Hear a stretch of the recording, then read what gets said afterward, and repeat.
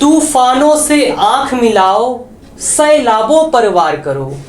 तूफानों से आंख मिलाओ, सैलाबों पर वार करो। मल्लाहों का चक्कर छोड़ो, तैर कर दरिया पार करो। नमस्कार, मैं अतुल कुमार स्वागत करता हूं आप सभी का मालवी एकेडमी के इस ऑनलाइन लर्निंग प्लेटफॉर्म पर। तो सभी विद्यार्थियों का बहुत बहुत स्वागत है आज के हमारे इस सेशन में। दोस्तों, जैसा कि आप सभी लोग देख पा रहे हैं, आज के इस सेशन में हम लोग बेस्ट बुक्स देखने वाले हैं फॉर सीयूईटी 2026 एमए हिंदी के लिए। क्या स्टडी मटेरियल होने वाला है। लगभग सभी बच्चों के क्वेश्चन भरे पड़े होते हैं कमेंट में कि सर बेस्ट बुक्स बताइए जिससे हम जेएनयू जैसी बड़ी संस्था, देखो जेएनयू की कट ऑफ सबसे अधिक जाती है तो मैं सिर्फ जेएनयू बोलूंगा, हमारा टारगेट सिर्फ जेएनयू का है। सर ऐसी कौन सी बुक्स हम पढ़ें जिससे हमारा जेएनयू में हो जाए। ऐसे क्या कारण रहते हैं सर कि बच्चा सब बुक्स पढ़ लेता है लेकिन वह बच्चा वही बुक्स पढ़ता है, सेम बच्चा वही बुक्स पढ़ता है लेकिन एक जेएनयू में हो जाता है, एक जेएनयू में नहीं रहता है। क्या कारण रहते हैं कि सारे यूट्यूब में वीडियो भरे पड़े हुए हैं बुक लिस्ट को लेकर, लेकिन बच्चे के पास वो बुक लिस्ट होती है लेकिन फिर भी बच्चे के मन में डाउट रहता है कहाँ से शुरुआत करें, कहाँ से पढ़े, कहाँ से ना पढ़ें। बच्चा परेशान रहता है कहां से पढ़ें कहां से ना पढ़ें। ऐसी चीजें, छोटी छोटी चीजों पर मैं चर्चा करूंगा। किताब से लेकर न केवल यहां बुक लिस्ट पर चर्चा करूंगा बल्कि किताब से संबंधित सभी पक्षों पर चर्चा करूंगा। उससे पहले बुक लिस्ट बताऊं, उससे पहले मेरे विद्यार्थी कैसे हैं, कौन कौन से विद्यार्थी एमए हिंदी की तैयारी करते हैं, उस पर मैंने कड़ी रिसर्च की है। उसके बाद बुक लिस्ट को लेकर मैंने एक अच्छी रणनीति बनाई है और आज मैं वैसी बुक लिस्ट भी बिल्कुल आप बताऊंगा। श्योर रहो, ऐसी बुक लिस्ट का निष्कर्ष निकालूंगा, आप लोगों को एकदम क्लैरिटी मिल जाएगी। सर अच्छा हमें ये बुक पढ़नी है और किस प्रकार किस ढंग से पढ़नी है, ये सारी चीजें आपको इस वीडियो में मिल जाएंगी। वो वीडियोस जो YouTube पे भरी पड़ी हैं, आपको स्ट्रेटजी बताई जाती है, बुक लिस्ट बताई जाती है, लेकिन उसके आगे नहीं बताया जाता कि कैसे पढ़ें, क्या पढ़ें। सबको पता है बुक लिस्ट क्या है क्या नहीं है। इसी विषय पर हम चर्चा करने वाले हैं। कुछ सबसे हट के ये वीडियो होगी सीयूईटी 2026 एमए हिंदी को लेकर। तो आओ बिना देरी के हम लोग शुरू करते हैं। सबसे पहले दोस्तों हम लोग पढ़ेंगे कि किस प्रकार के बच्चे सीयूईटी की तैयारी करते हैं, किस प्रकार के बच्चे कौन सी सर्वश्रेष्ठ किताबें पढ़ें सर जिससे हम लोगों का जेएनयू टारगेट कर सकें, ना केवल बीएचयू डीयू, जेएनयू को हम लोग टारगेट कर सकें। सभी को बेस्ट बुक लिस्ट पता है तो फिर सभी टॉपर क्यों नहीं बनते, सभी जेएनयू जैसी बड़ी यूनिवर्सिटी में क्यों नहीं पहुंच सकते सर, इसके विषय में भी चर्चा करूंगा मैं। ना केवल यहाँ किताब बताऊंगा बल्कि किताब के पीछे क्या स्ट्रेटजी है, कैसे सही किताब का चुनाव करें, वह सब बताऊंगा जो आज तक आपको कोई नहीं बताया। अगर आप वास्तव में अपनी तैयारी को लेकर सीरियस हो तो यह वीडियो आप लोगों के लिए बहुत हेल्पफुल होगी, क्योंकि इस पे मैंने ना कोई किसी का नकल, अपनी स्वयं का अनुभव जो मैंने सीयूईटी एंट्रेंस एग्जाम दिया और उसमें टॉप किया, उसमें स्वयं का अनुभव, जूनियर्स का अनुभव, सीनियर्स का अनुभव और पूरे बीएचयू जेएनयू के लड़के जो कि हमारे मित्र हैं उन सब का अनुभव है। ऐसी चीजें जानने को मिलेंगी शायद आपने पहले कभी सुनी ना हो, कोई आपको बताता नहीं है। अगर आप मुझसे पर्सनल भी मिलते तो मैं यही चीजें बताता और यहां भी इस कैमरे के पीछे रह के भी यही चीजें मैं आपको बता रहा हूं।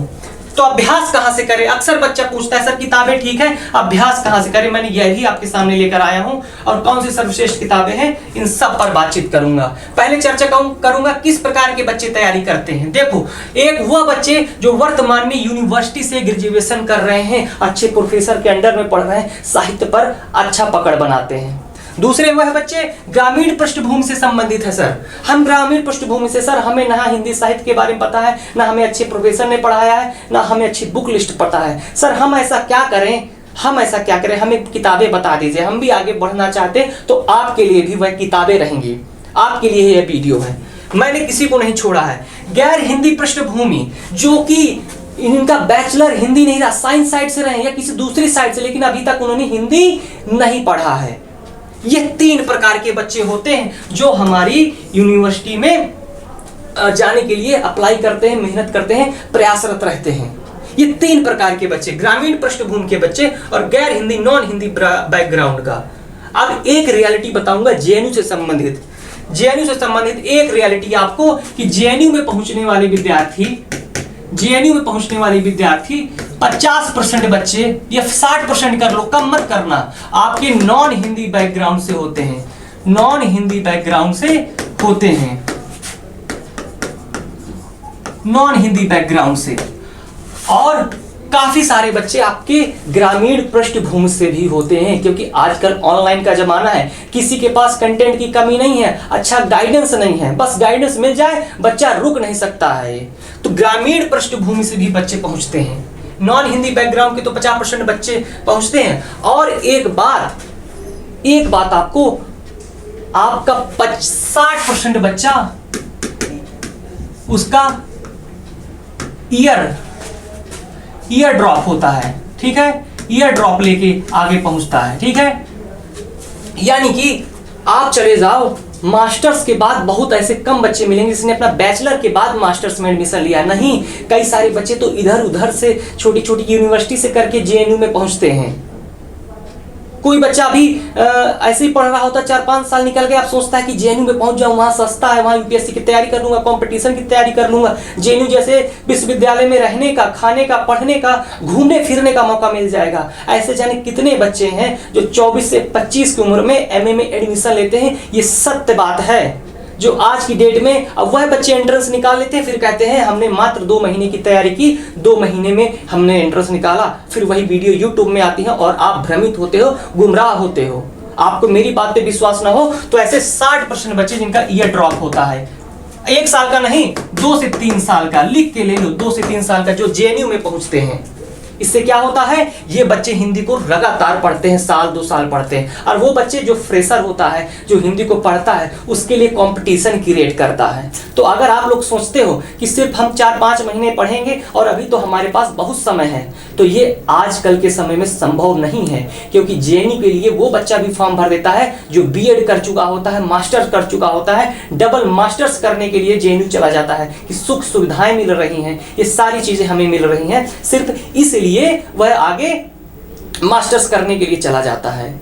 ये डार्क रियलिटी है आपकी जेएनयू के लिए। 38-39 सीटें होती है ना, तो आज आप देख लो 60% बच्चा, 60% और ऊपर ले लो, इससे कम नहीं होता बच्चा, ठीक है।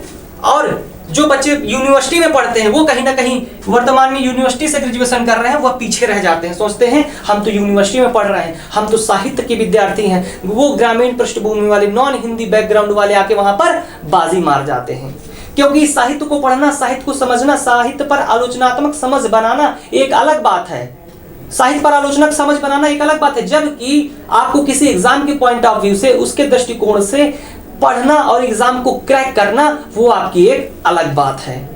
वो दृष्टिकोण चाहिए, वो अप्रोच चाहिए। साहित्य को समझो अच्छी बात है, लेकिन एग्जाम के पॉइंट ऑफ व्यू से पकड़ो, तो यहां पर आपके ग्रामीण पृष्ठभूमि वाले, हिंदी बैकग्राउंड वाले बाजी मार ले जाते हैं। 50% बच्चा नॉन हिंदी बैकग्राउंड का होता है और 60% ड्रॉप आउट होते हैं।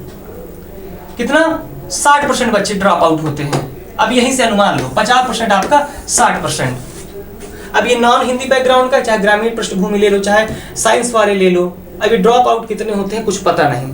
इसीलिए अगर आप सोचते हो कि सर अभी 1 साल बचा है, ऐसा नहीं है, मात्र आपके पास 6 महीने बचा है, 6 महीने बचा है, 6 महीने।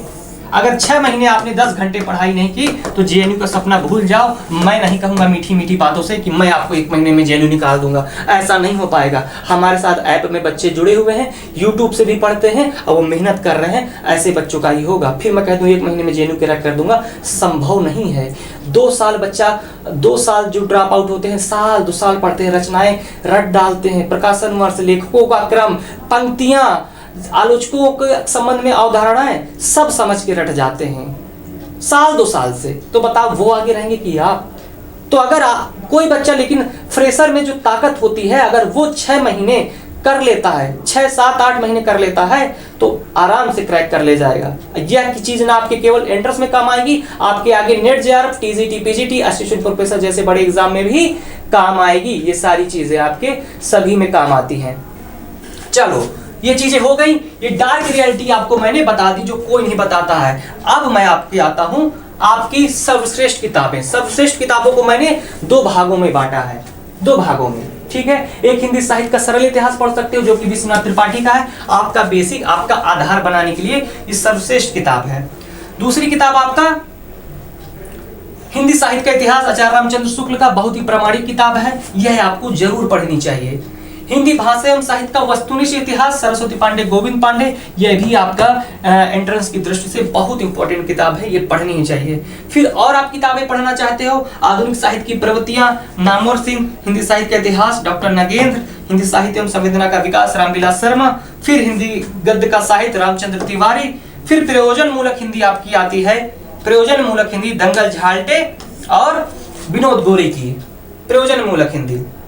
अरे आपका साहित्य जो है तीन चार उसके कैटेगरी में कर लो, एक साहित्य, एक आपका काव्य शास्त्र, एक प्रयोजन, एक व्याकरण। तो वही प्रयोजन की पुस्तक है। काव्य शास्त्र की बात करो तो हिंदी काव्य शास्त्र का इतिहास भगीरथ मिश्र और सत्यदेव चौधरी आपके आ जाते हैं। फिर व्याकरण की बात करूं, आधुनिक हिंदी व्याकरण और रचना, वासुदेव शरण अग्रवाल को आप ले सकते हो, उसको कवर कर सकते हो। ये रही भाग 1 की पुस्तकें, ये भाग 1 की पुस्तकें रही। ठीक है, अब इसके पीछे मैं एक बात बताना चाहता हूं कि ये जो पुस्तकें आपके सामने हैं, क्या इतना पढ़ना संभव हो पाएगा आपको मात्र 6 महीने में? मात्र 6 महीने में आपको इतना पढ़ना संभव हो पाएगा? जो कि आप किसी भी YouTube की वीडियो में जाएंगे तो सामान्यतः ये किताबें आपको बता दी जाती हैं, नहीं पढ़ना संभव हो पाएगा। लेकिन हाँ, वह आप इन्हें जाके एंट्रेंस क्रैक करके आप किसी यूनिवर्सिटी में जब पढ़ रहे होगे तब इनको इनकी आलोचनात्मक रूप से समझ बनाते हुए पढ़ सकते हो। अभी आप एक किताब को पढ़ोगे, पूरी पढ़ गए, लेकिन आपसे एंट्रेंस का एग्जाम नहीं, क्वेश्चन नहीं बन रहा है, क्योंकि प्रेशर है एग्जाम का, उस पर काम करना है आपको, ये सब चीजें। लेकिन आपको एसोसिएट प्रोफेसर बनना है, बच्चों को पढ़ाना भी है, आगे बढ़ना भी है, आलोचना तक समझ बनानी है, उसके लिए तो साल, 1.5 साल, 2 साल का समय होना चाहिए, इससे कम का नहीं होना चाहिए। ये किताबें आलोचनात्मक है, क्लिष्ट है, संस्कृतनिष्ठ है, सबके समझ में नहीं आती है। तो आओ अब ऐसी कौन सी किताबें पढ़ें कि सर 6 महीने के लिए वह किताबें हमारे लिए पर्याप्त हो जाए। उसको मैंने भाग 2 में, पार्ट 2 में रखा हुआ है। ठीक है, ये सारी किताबें आपको बता दी जाती हैं और आगे बढ़ा दी जाती हैं वीडियो। लेकिन नहीं, आओ भाग 2 पर मैं चलता हूं, दिखाता हूं आपको कौन सी किताबें मैंने रखी हैं। हिंदी साहित्य का सरल इतिहास आपका बेस बनाएगा, आपको हिंदी साहित्य क्या है इसकी समझ बनाने में मदद करेगा। विश्वनाथ त्रिपाठी की बुक है, आगे मैं पुस्तकें दिखा दूंगा। हिंदी साहित्य का इतिहास आचार्य रामचंद्र शुक्ल का, बहुत ही क्लिष्ट है, लेकिन पढ़ना चाहिए आप लोगों को। हिंदी भाषा एवं साहित्य का वस्तुनिष्ठ इतिहास, सरस्वती पांडे और गोविंद पांडे की यह पुस्तक है। आप कह दो कि सर मात्र 3 किताबें, हम मात्र 3 किताबें, इतनी किताब पढ़ लेते हो तो कहीं से बाहर नहीं आपका जाने वाला। आप कहोगे सर आपका काव्य शास्त्र कहाँ से पढ़ें हम, काव्य शास्त्र कहाँ से पढ़ें, काव्य शास्त्र कहाँ से पढ़ें, ये बताइए आप हमें। प्रयोजन मूलक हिंदी कहाँ से पढ़ें, प्रयोजन मूलक हिंदी,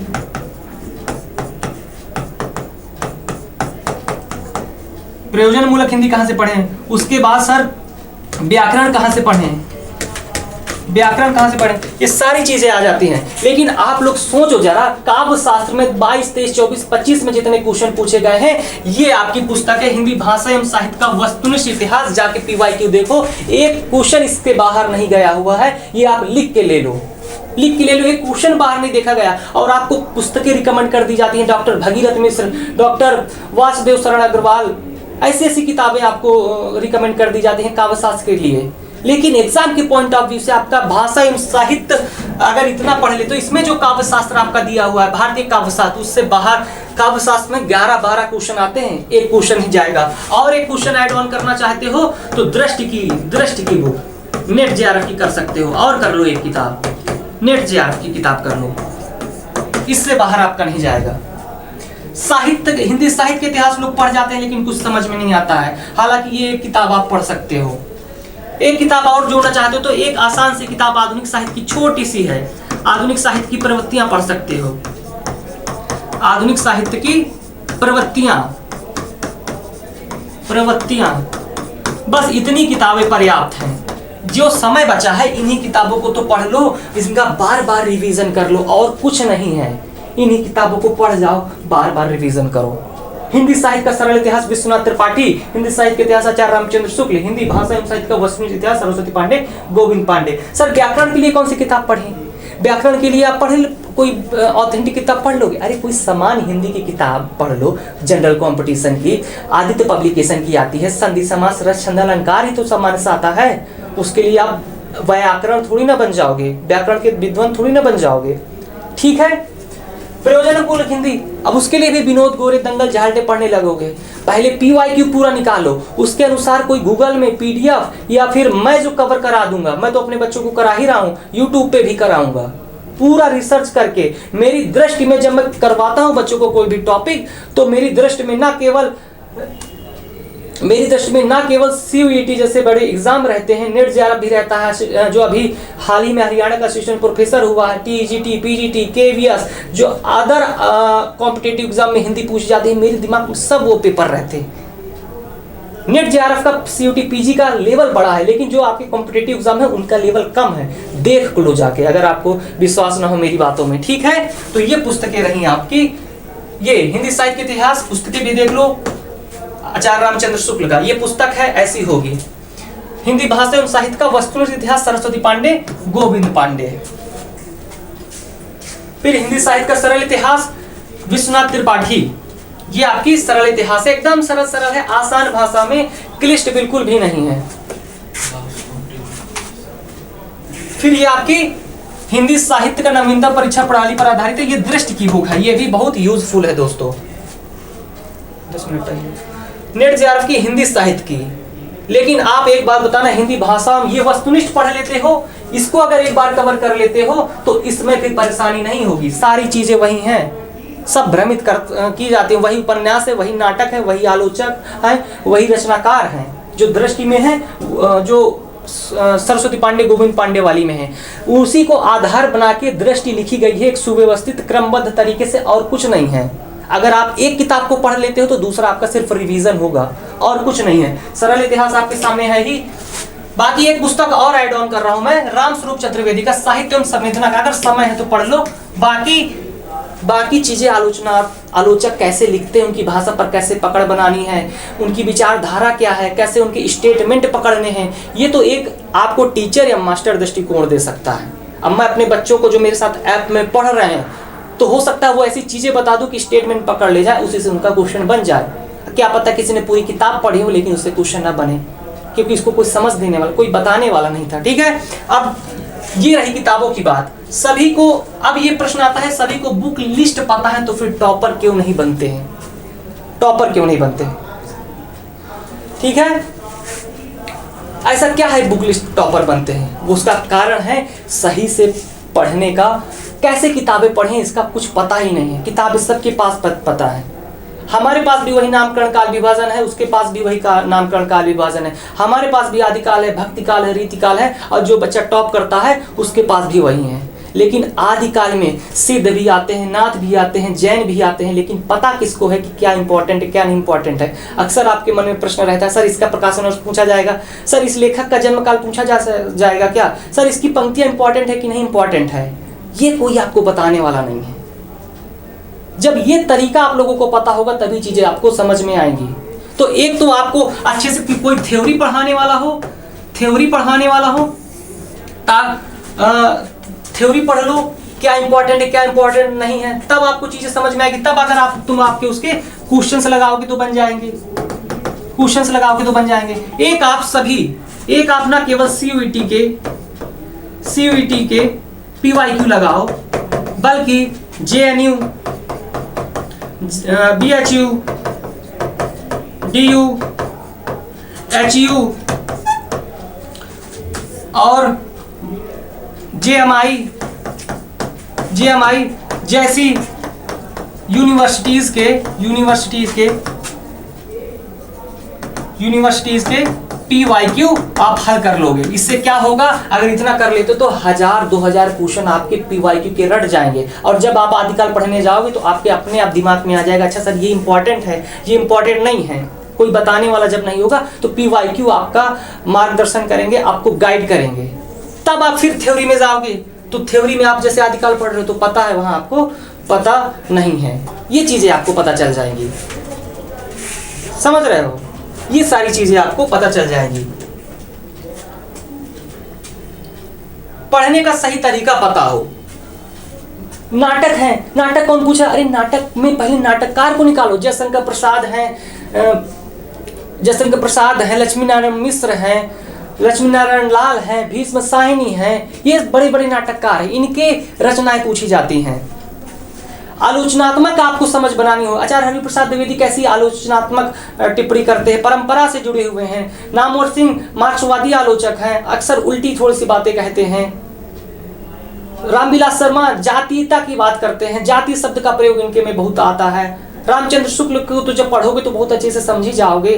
तो जरूरी थोड़ी ना कि पूरी किताब पढ़ जाओ, आपको वो कोई दृष्टिकोण, वो कोई अप्रोच देने वाला हो तो चीजें बहुत आसानी से, बहुत सही समय पर हो जाती हैं।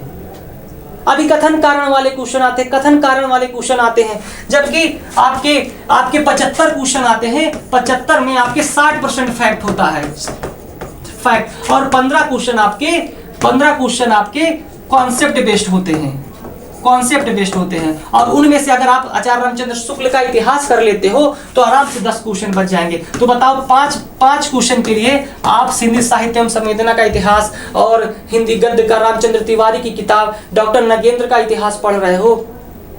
सिर्फ पढ़ो, साहित्य के विद्यार्थी को सब किताबें पढ़नी चाहिए, हमने भी पढ़ा है, लेकिन एंट्रेंस के लिए समय कम है, 6 महीना मात्र बचा है, तो गुमराह ना हो, ठीक है। तो ये सारी चीजें अप्रोच होनी चाहिए। फिर सर अभ्यास कहाँ से करें? अभ्यास के लिए भैया मैंने कहा यूजीसी नेट जेआरएफ का यूथ पब्लिकेशन आपके पास होना चाहिए। ये सही दिशा में आपकी सही तरीके से आपके प्रैक्टिस करवाएगा, सही प्रैक्टिस, ठीक है। फिर दृष्टि नेट जेआरएफ की बुक भी बहुत आपके लिए अच्छी होगी।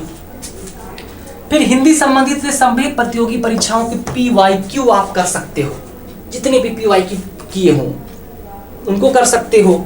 सभी यूनिवर्सिटीज के MA हिंदी के PYQ, जैसे JNU, BHU, DU जैसे बड़ी संस्थाओं के PYQ आप कर सकते हो, ठीक है। अब आती है आपकी फाइनल स्ट्रेटजी क्या है। फाइनल स्ट्रेटजी क्या हमारी इस कक्षा का निष्कर्ष निकला? सर आपने किताबें बता दी, बहुत अच्छा किया। अब क्या निष्कर्ष निकला हमारी इस किताब का?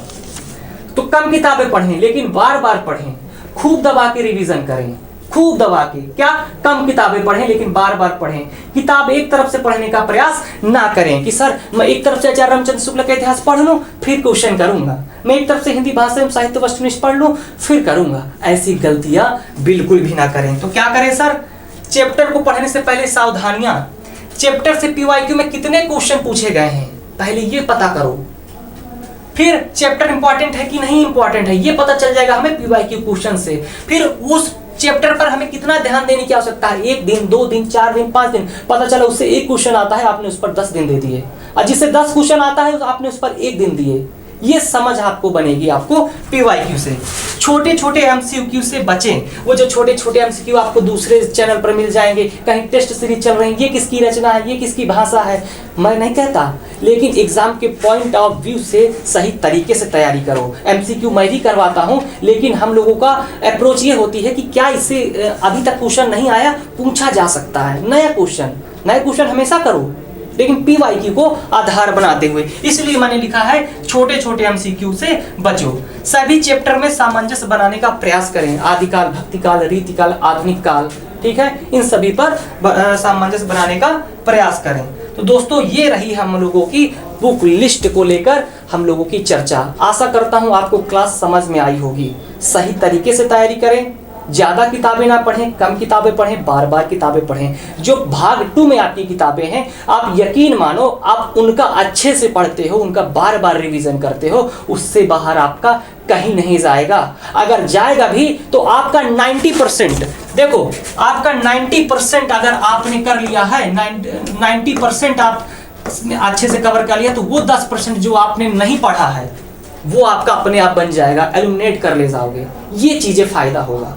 तो आज की क्लास को यहीं पर समाप्त करते हैं। आशा करता हूँ बुक लिस्ट वाली और पसंद आई होगी, और आप अपने सभी ग्रुप में, इस कॉलेज के ग्रुप में सभी फ्रेंड्स को शेयर कर दीजिएगा। बहुत बहुत धन्यवाद।